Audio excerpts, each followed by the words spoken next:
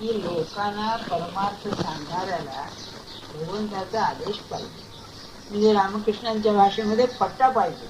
पट्टा जर नसेल तर सांगण्याचा परिणाम होणार. आणि या बाबतीत असं झालंय, तुम्हाला माहितीये, जसा गुरु शिष्य संबंध आहे किंवा उपदेशक आणि उपदेश ऐकणारे, तसा पुढारी आणि अनुयायी हाही एक कायमचा संबंध आहे. मानवी जीवनामध्येच आहे असं नव्हे, खालच्या प्राण्यामध्ये सुद्धा पुढारी असतात. रमणांच्या चरित्रामध्ये असं एक उल्लेख आहे की माकडांच्या 2 टोळ्या होत्या, त्याच्यामध्ये त्यांचे पुढारी असतात. तर आपण मराठीत हुप्प्या म्हणतो, तो हुप्प्या तिथला पुढारी. त्यांच्यामध्ये मारामारी झाली आणि एक हुप्प्या पराभव पावला. स्वाभाविकच आहे, एकाची हार एकाची जीत व्हायचीच. तेव्हा तो नाहीसा झाला, गायब झाला. तर ते म्हणाले, बुवा तो आता तपश्चर्या करायला गेला. परंतु असं ते म्हणाले. ते असू दे, म्हणजे तिथे पुढारी असतो. तसं मानव समाजामध्ये सुद्धा पुढारी आणि अनुयायी असतात. हे सांगायचं कारण असं, जिथे अनुयायी थोडे पुढारी फार होतात तिथे फार पंचायत होते. आणि परमार्थात हे असं झालेलं आहे. कोण कोणाचं ऐकणार? महाराज असं म्हणायचे की सांगणारे इतके झाले की करणारेच कोणी दिसत नाहीत म्हणाले, अशी स्थिती आहे. आणि काय होतं बघा, थोडं काही ग्रंथ वाचन झालं, थोडं कुणाचा सहवास झाला, थोडं साधन झालं, तो मनुष्य लोकांना सांगायलाच लागतो. काय करावं? सार शोधून न्याय घ्यावे. माणसाच्या बुद्धीचा आणि प्राण्यांच्या बुद्धीचा जो मुख्य फरक असेल तर हाच. ते बुद्धिशील आहेत, ते आर रॅशनल. तुम्ही असं समजू नका प्राण्यांना बुद्धी नसते, त्यांना पुष्कळ समजतं. जीवनाचं ज्ञान तर आपल्यापेक्षा जास्त असतं. उदाहरण घ्या, त्या गमतीचं उदाहरण आहे, भूक लागल्याशिवाय कधी कुत्र खाईल का? अन्न ठेवलं तर वास येईल आणि गप्प बसेल. तुम्ही मांजर पाहिली असतील ते गवत खातात किंवा दुर्वा खातात आणि ओकल्यानंतर मग पुन्हा काय खायचं असेल ते खायचं. म्हणजे त्यांना बुद्धी आहे, पण विवेक म्हणून जो आहे तो माणसाला आहे. सार असार, सत्य असत्य, योग्य अयोग्य, हे जे आहे हे माणसालाच आहे. आत्मानात्म विवेक वेदांताच्या भाषेमध्ये. तेव्हा ती म्हणते की व्यवहारामध्ये काय, परमार्थामध्ये काय, जे मर्म आहे ते माणसाने ओळखलं पाहिजे. जे टिकणार आहे, जे शाश्वत आहे, जे माझ्या उपयोगी पडेल ते माणसाने शिकलं पाहिजे. आणि पुन्हा पहिले 2 दिवस जो विषय सांगितला ना तो मी पुन्हा सांगतो. आणि मला अधिकार काय, वयाने जास्त आहे म्हणून. लक्षात ठेवा, वय झाल्यानंतर फार भ्रमनिराश होतो माणसाचा. आजपर्यंत मी काय केलं, मी काय मिळवलं, आणि त्यात जर परिस्थिती बरी नसेल तर मात्र मानसिक वेदना ज्या होतात त्या फार कठीण आहेत. त्यातल्या त्यात आणखी जर बरोबरीची माणसं गेली, घरातली बायको गेली किंवा नवरा गेला तर आणखी मुश्किल होते. आपलं दुःख कोणाला सांगायचं? आणि काय होतंय ते कारण सांगतो की या विज्ञान संस्कृतीमध्ये प्रगतीची गती फार जलद आहे, अतिशय जलद आहे. किंबहुना माझं मत असं आहे, गेल्या 2000 वर्षामध्ये इतका बदल आजपर्यंत नाही झाला. 10 वर्ष आपण म्हणतो, पण आज असं आहे 5-5 वर्षांनी सुद्धा बदल होतो. एक ग्रंथ आहे बरं का, चॅलेंज विथ टाइम म्हणून. त्या ग्रंथामध्ये काय दिलेलं आहे, त्याने असं दिलेलं आहे की लढाईच्या 4-5 वर्षाच्या काळामध्ये 100-150 वर्षामध्ये विज्ञानाची प्रगती झाली नाही, एवढी प्रगती झाली. कारण निम्या देशामध्ये, अमेरिकेमध्ये, रशियामध्ये त्याने मुळे कारखाने बाकीचे बंदच केले. त्या कारखान्यांना शस्त्र निर्माण करण्याकरता झुंकलं. पहिल्यांदा जर्मनीत हिटलरने केलं ते, परंतु त्याचा परिणाम असा झाला की ते कारखान्यात काम करणारे जे शास्त्रज्ञ होते ते शास्त्रज्ञ सगळे नवीन नवीन शस्त्र निर्माण करण्याकरता उपयोगात आणले गेले. आणि आपल्याला माहिती आहे ना की बर्लिन ज्या वेळेला जिंकलं त्यावेळेला अमेरिकेने आणि रशियाने जर्मन शास्त्रज्ञ पळवले. त्यांनी पळवले, यांनी पळवले. रशियामध्ये 2-3 प्रसिद्धीला आले, पण जर्मनी आपल्या अमेरिकेत जो अत्यंत प्रसिद्धीला आला तो फॉन ब्राऊन म्हणून, त्यानेच ते रॉकेट्स काढले. चंद्रावरती जी रॉकेट गेलं तर त्याने शोधून काढलं, त्याला पळवलं. नंतर तो 20-25 वर्षांनी जर्मनीत आला होता, तो राहिला नाही पुन्हा, तो परत गेला, तो दिसला आला. त्याला सर्व सोयी दिल्या होत्या, पण कैदी म्हणून त्याला मोकळा नाही, सर्व सोयी करून दिल्या होत्या. हे मी का सांगतोय आपल्याला, याचा अर्थ असा की आज आहे तो बदल, उद्या उद्या आहे तो बदल परवा. म्हणजे माणसाला जर ताण असेल तर ह्या बदलाशी जुळवून कसं घ्यायचं हा ताण. औषधांच्या बाबतीत तुम्ही पाहताना काय नवीन नवीन औषधं, विलक्षण औषधं निघतात.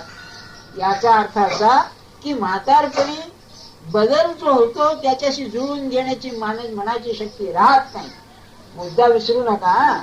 आणि त्यामुळे तो शक्ती न राहिल्यात तुम्ही त्या तरुण लोकांशी जुळून घेणार कसं.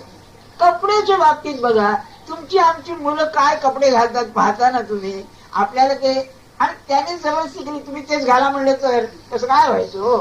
अहो गोंधळल्यास म्हणजे त्या मुली सगळ्या त्या सुरुवार ते घालून येतात पाहण्यानंतर. मला आपलं गमतीनं वाटलं महाराजांना काय वाटत असेल, समाजातून पळून जावं वाटत असेल, आता इथे नको राहणार. कसं आहे बघा, हे सांगण्याचा हेतू काय की मनुष्यानं जीवनाचं मर्म ओळखून वागावं. आपल्यावर काय प्रसंग येण्याचा नेम नाही, आणि देह जर अपंग झाला, काय पॅरालिसिस झाला, ब्लड प्रेशर झाला, अंक झालं, तंक झालं, आंधळ झालो आपण, आता ते ऑपरेशन करतात मोतीबिंदूचं, पण तो डॉक्टर ठीक असला तर बरं आहे हो. काहीतरी झालं, डोळे गेले म्हणजे सगळ्या बोंबाज्या नाही का. आणि डोळे गेले म्हणजे म्हातारपणी किती परावलंबित होत असेल. तर या बाबतीमध्ये माणसाने आतापासूनच माझ्या जीवनाला काय उपयोगी पडेल याचा विचार केला पाहिजे. हा वेदांत नव्हे, हे जीवन आहे बरं का, प्रत्यक्ष जीवन आहे. आणि आचार्यांनी ते जे स्तोत्र आहे ना चरपट पंजरीमध्ये, त्यांनी म्हटलेलं आहे की संसारोय मातीव विचित्र, कोणावर काय प्रसंग येण्याचा नेम नाही. तेव्हा ते सार शोधून घ्या. आजचा विषय जो आहे फार छानच आहे, आणि 10 मिनिटात सांगतो आपल्याला. ती काय म्हणते पुढे, लढीवाळ मुक्ताबाई जीव उद्दल ठाईचे. या लढीवाळ मुक्ताबाई या शब्दामध्ये अतिशय रम्यपणा आहे, अतिशय मार्मिकपणा आहे बरं का. काय आहे, गुरुशिष्य संबंध आणि भक्त भगवंताचा संबंध, याच्यामध्ये प्रेमाशिवाय दुसरं काय बरं का. गुरु आणि शिष्य हे प्रेमाचे जर नसतील तर तो व्यवहारिक संबंध आहे, परमार्थाचा नाही. फक्त भगवंताचा तो व्यवहाराचा संबंधच नाही, तो प्रेमाचा संबंध. याला आपण भक्ती म्हणू. प्रेमाचा जो संबंध भक्त भगवंताचा, शिष्य गुरुचा, याला भक्ती म्हणू. भक्तीच्या 2 अवस्था सांगितलेल्या आहेत.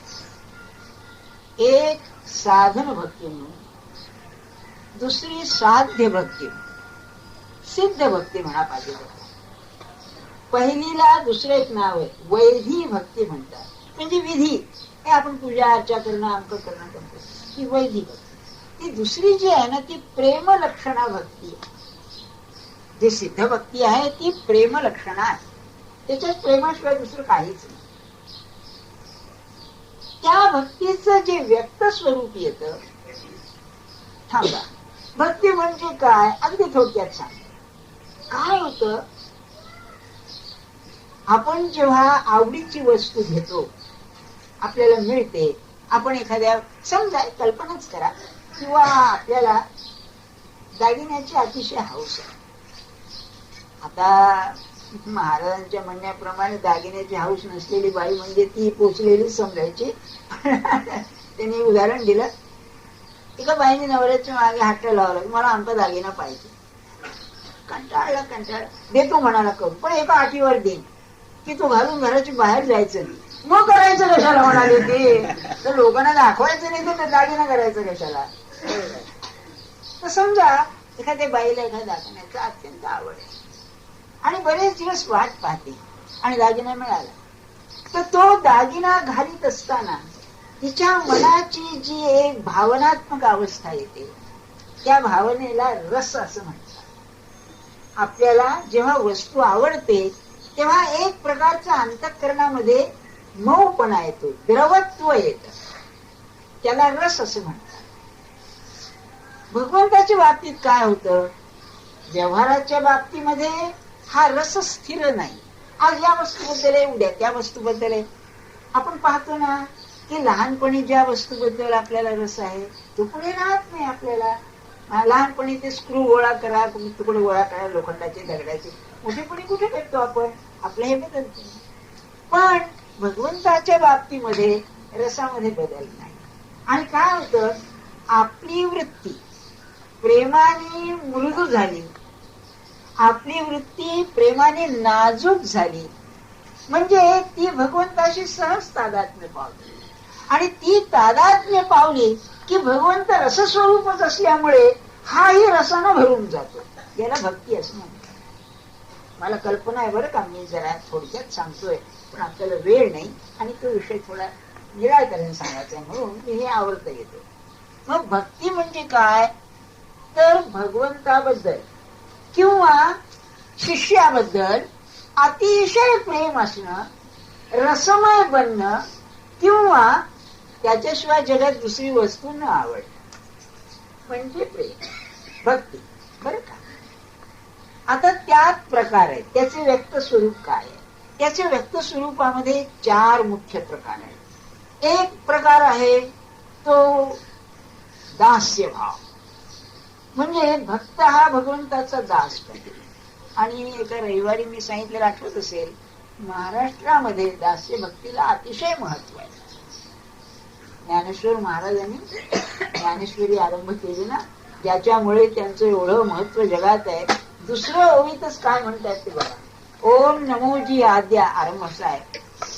ओम नमोजी आद्या वेद प्रतिपाद्या, जय जय सुसंवेद्या आत्मरूप, देवा तूच गणेशू सकलमती प्रकाशू, म्हणे निवृत्तीदासू अवधारिजो. लगेच आपण कोण आहोत, निवृत्तीचे दास आहोत. हे सगळंच असं आहे बरं का. हे दास्य. दुसरं एक आहे ते सख्य, मारुतीचं दास्यामधून सख्य निर्माण झालं. पुढे मारुतीला बरोबरीनं वागू लागले ना. किंवा आपल्याकडे अर्जुनाचं फक्त शिक, अर्जुन आणि उद्धव हे दोघे सखे भगवंताचे, म्हणजे बरोबरीचे मित्र.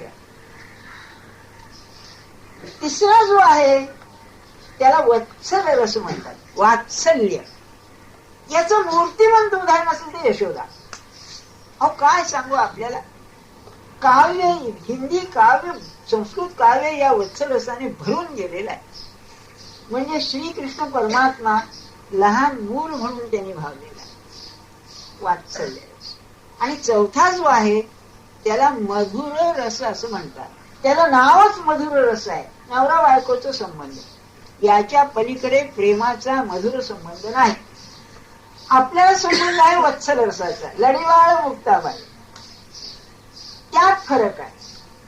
काय फरक आहे, भक्त आणि भगवंत यांचा जो वत्सल रस आहे त्याच्यामध्ये भगवंत बालरूप आहे, भक्त मोठा आहे. मातृपद भक्ताकडे आहे आणि बालरूप आहे भगवंताकडे. पंढरीचा पांडुरंग हे श्रीकृष्णाचं बालरूप आहे. अहो तो अभंग आहे.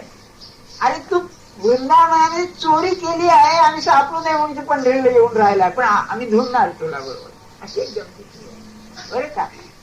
पण गुरु शिष्य संबंधामध्ये गुरु माता आणि शिष्य हे मूल आहे. हा भाग ध्यानात ठेवा आपण फरक. आणि त्यातल्या त्यात ज्ञानेश्वर महाराज जगाची माऊली आहे आणि ती मुक्ताबाईला लावली. ज्ञानेश्वर महाराजांचाच अनुग्रह आहे मुक्ताबाईला. निवृत्तीनाथांनी ज्ञानेश्वर महाराजांना तयार केले, ज्ञानेश्वर महाराजांनी मुक्ताबाईला अनुग्रह दिले बरं का. आता त्यात आणखी एक गोडी काय आहे, आई बाप गेले. अरे ही लहान कोण हो, 2 वर्षाची, तिला ज्ञानेश्वर महाराजांनी सांभाळले. आई पद हे मातृपद व्यवहाराचंही आहे, परमार्थाचंही आहे. अरे काय गोडी आहे त्यामध्ये. कसा एखाद्या बापाच्या पोटी मोठा सत्पुरुष जन्माला यावा, बापही सत्पुरुष, मुलगाही सत्पुरुष, म्हणजे एकीकडे बाप आणि एकीकडे सत्पुरुष. गुरु ज्ञानेश्वर महाराजांचं नाही का, निवृत्तीनाथ वडील बंधू आणि पुन्हा गुरु, काय नाजूक संबंध आहे. तसं इथे मुक्ताबाई अंगावर खांद्यावर खेळलेली आहे. आता व्यवहार दृष्ट्या जो वात्सल्य रस आहे त्याच्यामध्ये 5 गोष्टी आहेत. पहिली गोष्ट असेल तर कडे खांद्यावर घेऊन त्यांचे मुके घेणं, डोक्याचं वास घेणं. लहान मुलांच्या डोक्याचा वास खराब येत नाही लक्षात ठेवा. त्याला अवग्रहण म्हणतात. किंबहुना त्या वासामध्ये एक प्रकारचा खरपूसपणा असतो. खरपूस शब्द बरोबर आहे ना, बरं का? ते असतं प्रेम. ते त्याशिवाय नाहीच, अंगा खांद्यावर घेणार. दुसरं असं आहे, ते अंगा खांद्यावर नुसतं घेऊन चालत नाही. त्याची मुखे घेणं, त्याच्या अंगावर हात फिरवणं, त्याला आलिंगन देणं, ही दुसरी गोष्ट. वात्सल्य काय असतं सांगतो. तिसरी गोष्ट असेल तर त्याच्या बोलण्याचं कौतुक करणं, बोबडं बोलणं. अहो काय ज्ञानेश्वर महाराजांनी सांगितलं. ज्ञानेश्वर महाराज निवृत्तीनाथाच्या बाबतीत तुम्ही मोठे झालेच नाही. 9व्या अध्यायामध्ये ते म्हणतात, बालक बोबडा बोली, वाकुडा विचुका पाऊली. चालतं कसं बोल, वाकडं तिकडे चालतं. बोलतं कसं, बोबडं बोलतं. ते चोज करून माऊली रिझे जेवी. त्याचं कौतुक करून आई खुश होते, नाही का? अहो आई बोबडं बोलते त्याच्या बरोबर. नाही, मी असं पाहिलेलं आहे, 2-4 दिवसाचं झालेलं मूल त्या पोराला काय असतो, मासाचा गोळा असतो नुसता, पण आई त्याच्याशी बोबडं बोलते. नाही, काय प्रेम असतं. तेव्हा लढीवाळ मुक्ताबाई म्हणत असताना ज्ञानेश्वर महाराज तिच्या बरोबर असंच बोलले असणार आहे. ही तिसरी गोष्ट आहे. चौथी गोष्ट अशी आहे, त्याला शिकवतात. हे कर, ते कर, हे आण, ते आण. लहान मुलाला किंवा अहो असं नाही का, नाचून दाखव जरा, गाऊन दाखव जरा, नाही का, हे सगळं शिकवणं आहे पुन्हा. आणि शेवटचं जर असेल तर ते मूल कितीही मोठं जरी झालं तरी वयाने याला मोठं झालं असं मुळीच वाटत नाही. काय सांगू, महाराजांचं मी अनुभवलेलं आहे. माझं 55 वर्षाचं वय आणि मला याला एकदा उशीर झाला कॉलेजमधून. तो मुलगा आला नाही म्हणले अजून. मी आजोबा झालो होतो, मुलगा आला नाही म्हणाले. काय प्रेम असेल. दुसरं एक गमत सांगतो. तात्यासाहेबांचं वय 83 वर्षाचं होतं. महाराज फक्त त्यांनाच आरे तुरे म्हणत. आणि तात्या एकदा म्हणाले, मला एवढं वय झालं वाटतच नाही, कारण म्हणजे मला अजून महाराज आरे तुरे म्हणणारे.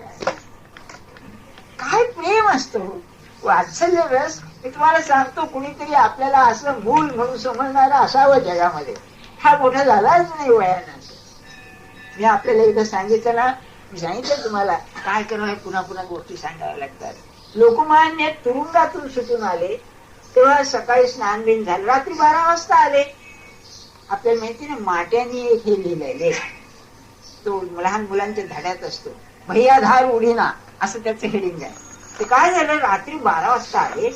त्यांना कुठे नेणार माहितीच नव्हतं. त्यांना हडपसरला उतरवलं. मद्रास मेलने आले, हडपसरला उतरवलं. तेव्हा लोकमान्यांनी म्हटलंय, यांना वाटलं की त्यांना येरवड्याच्या तुरुंगात नेणार असं वाटलं. तेव्हा लोकमान्य असं म्हणाले, कुठे नेणार काही पत्ता नाही. डीएसपी होता युरोपियन बरोबर. तेव्हा तुका म्हणे, उगा राहीन जे जे होईल ते ते पाहे, या संत वचनावर विश्वास ठेवून मी स्वस्त बसलो मोठाडीमध्ये. शेवटी तुकाराम बहुत उपयोगी पडले बरं का. सांगण्याची गंमत असली. ते आल्यावर ते दार खटखटवलं. तो जो भैया ठेवला होता त्याला आज्ञा होती की दार उघडायचं नाही रात्री. अहो तो दारच उघडी ना. त्याने सांगितलं मी आलोय. विश्वासच नसे ना त्याचा, म्हणून भैया दार उघडी ना. ते गेल्यानंतर आता सांगतोच तुम्हाला गंमत. तो युरोपियन डीएसपी, ब्रिटिश डीएसपी हे गेले घरामध्ये, सगळे उठले आणि झोपाळ्यावरती बसले उघडे होऊन. आणि त्या डीएसपीला म्हणाले, आता त्यांनी सांगितलं तुम्हाला सोडलं म्हणून.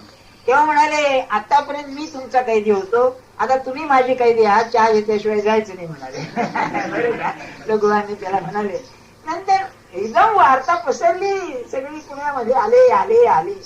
तो तर आता सकाळी उठले, दाढी बिडी केली, स्नान केलं आणि ती गणपतीच्या दर्शनाला गेले. बरं का. तेव्हा त्यांचे पाय लटपटत असत, थकले होते. तर ते बाबासाहेब विद्वांस, ते धोंडपण विद्वांस, त्यांचे भाचा तो काय म्हणाला, दादा आता घरीच चला. नाही म्हणाले, अण्णासाहेबांचं दर्शन घेतलं पाहिजे. बरं का. तर हे काय म्हणाले, मला आरे तुरे म्हणणारा एकच पुरुष शिल्लक आहे, त्याचं दर्शन मला दे. हा एवढा लोकमान्य म्हणजे जगप्रसिद्ध माणूस हा, पण प्रेम काय असतं बघा, नाही का. काय गंमत. तसं लढीवाळ मुक्ताबाई एवढं सगळं सांगितलं, तुम्ही असं करा, तसं करा, येऊ करा, तेऊ करा, हे सांगून म्हणते मी बोलते कोण, लढीवाळ मुक्ताबाई. काय प्रेम आहे, तुम्हाला सांगतो संतांच्या चरित्राचं जे प्रेम काढलं काही, आणि आपण दुसरं काही शिकू नये तेवढं शिकावं. अतिशय प्रेम. काय प्रेम असेल त्यांना, मला वाटतं प्रेमाशिवाय दुसरं काही दिसतच नाही. म्हणून दोष पोटात घालतात बघा, नाही तर शक्य नाही. आई जसं पोर कसंही असलं तरी दोष, काही केलं तरी दोष पोटात घालते. आणि ते महाराजांच्या जवळ आहे. मी अगदी अनुभवाने तुम्हाला सांगतो, त्यांच्या वचनाने सांगतो. काही नाही, आपण काय व्हावं, त्यांचं मूल व्हावं. खरं म्हणजे आपण मूलच आहोत. कसे बघा, तो ज्ञानी पुरुष ना, आपण अज्ञानी म्हणजे मूल नाही का. आपण काय म्हणतो, अहो संज्ञान झालं, कायद्यात म्हणतात ना, आहे ना कायद्यामध्ये संज्ञान झालं म्हणून. संज्ञान झालं म्हणजे मॅच्युरिटी आली. तुम्हाला जन्मभर मॅच्युरिटी येते का? खरं सांगा, आपण अज्ञानच आहोत, मग आपण मूलच आहोत. आणि मी एकदा विचारलं, महाराज म्हणलं आपल्याशी कसं वागावं. ऐकून ठेवा तुम्ही, पुन्हा सांगणार कोणी भेटेल की नाही कोणाच ठाऊक. ऐकून ठेवा महाराजांच्या बद्दल. पण महाराज आपल्याशी कसं वागावं. तर म्हणाले, मूल आईशी जसं वागतं तसं माझ्याशी वागावं. अहो सांगून गप्पनी असले. पुढे म्हणाले, ते ब्रह्मानंद बुवा म्हणले दूर दूर उभा राहत, मला हे आवडत नसे म्हणाले. आता आणि पुढे काय म्हणले, अशा माणसाला म्हणले कमी जास्त. हेही बरोबर आहे, त्याचं कारण असं. एक गंमत सांगतो तुम्हाला, काय करावं, वेळ चाललाय. गंमत काय सांगतो, म्हणजे महाराजांच्या चरित्रात मोकळेपणाने बोलले ते गाव रंगतो कसा यायचं. गणपतराव दामल्यांचे एक मावस बंधू होते बरं का, नाना म्हणून. ते बाहेर दिवस यायचं म्हणत होते. एकदा आले गोंधळ्या. आल्यानंतर सकाळी आले गाडीने, रेलगाडीने. त्यावेळेला त्या गोपाळराव मंजिराचे लग्नाची खटपट चालली. तेव्हा ते पंडिता रमाबाई होती ना, तिचा भाऊ पंढरपूरला बुवा होता, त्याचा मतभेद होता. त्याची मुलगी होती, ती विलक्षण काळी होती. तेव्हा तो मुलीला घेऊन दाखवायला आला. याचं दुसरं लग्न. तेव्हा त्याला एक गोरी मुलगी पाहिजे होती, तिथे होती. तर तो सारखा म्हणायचं महाराजांना की महाराज मला ती गोरी मुलगी पाहिजे.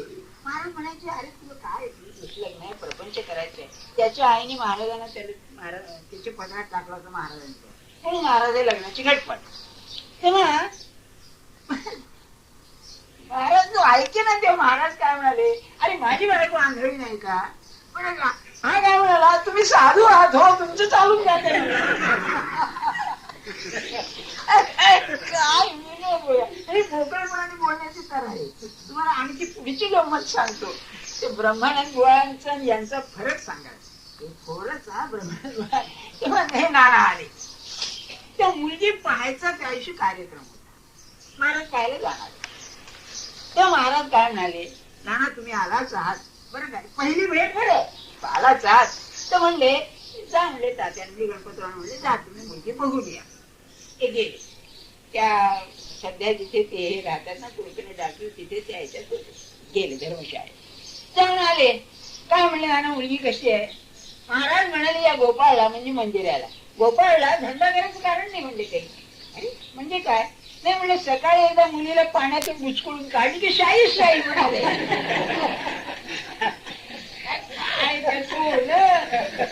महाराज म्हणे नाना काय बोलताय, मुलीचे वडील आहेत. असं का म्हणले, मला माहिती नाही. म्हणजे सांगण्यात हेतू काय की डाव रंगतो का असा, मोकळपणाने बोलणारे असले म्हणजे विनोद निर्माण होतो नाही का. आणि सत्य जरी झाला तरी आनंदमयच असतं वातावरण. त्यामुळे असं सांगायचं, असं इतकं सगळं सांगून झाल्यावर मुक्ताबाई ती लहानच होती, लढीवाळ मुक्ताबाई, मी तुमची मूल आहे असं समजून तुम्ही ऐकून घ्या. हा बोलण्याचे हेतू. आपण किती ते शिकावं. सत्पुरुषाजवळ इतकं लीन व्हावं, इतकं लीन व्हावं, लहान मुलच होऊन जावं, त्याच्या कडेवर बसावं. मग तिने साधनाची सुद्धा खटपट नाही. खरं तुम्हाला सांगतो, त्याने नाम घ्यावं, त्याने सांगितलंय म्हणून घ्यावं. त्यांनी काय मिळणार आहे काय नाही याची चौकशीच करू नये. मी आहे असं आहे, तुम्हाला माहितीच आहे. मला लहानपणी तुम्ही पाहिलंय. आमच्या तिकडे मराठवाडीकडे एक म्हण आहे, ती तुम्हाला सांगतो. हा ती जरा अश्लील वाटेल. अगदी लहान मुलगा ज्याने पाहिलाय ना, तर लंगोटी म्हणजे झाली की लंगोटी घालतात. तेव्हा ती म्हणायची लगा दोन्ही द्वारातून हवा जात होती तेव्हा तुला पाहिलेलं आहे मी. तसं लहानपणच महाराजांनी आपल्याला पाहिजे, आपल्या गुरुनी अगदी आपल्याला अज्ञान पाहिलेलं. तेव्हा आपण मोठे होऊच नाही. खरं मनाने त्यांच्याशी अगदी लहानच राहावं. आणि ते झालं म्हणजे त्याला जो पाझर फुटेल तो काही आहे. तुकाराम बुवांचा अभंग आहे, जाणते ले करू माता लागे दूर धरू.